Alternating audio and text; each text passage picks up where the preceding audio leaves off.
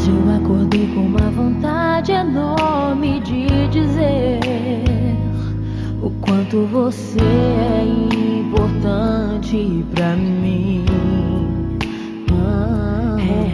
E nunca alguém me olhou assim com tanta emoção.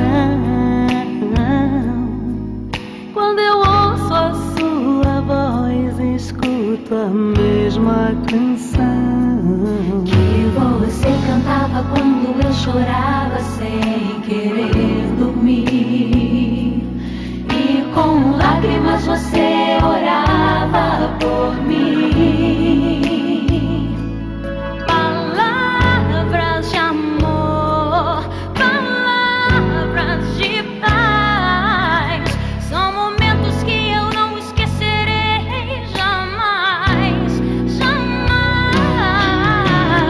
Mãe, eu preciso te falar de amor, eu preciso te falar da minha gratidão.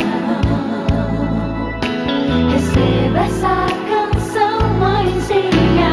Quero dedicar esse momento ao Senhor. E bendito aquele dia em que eu nasci de você. Louvado seja Deus, porque você é minha mãe.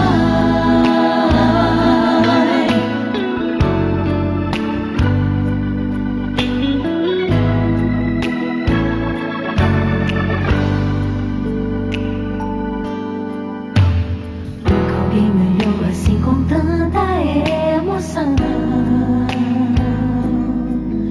Quando ouço a sua voz, escuto a mesma canção que você cantava quando eu chorava sem querer dormir. E com lágrimas você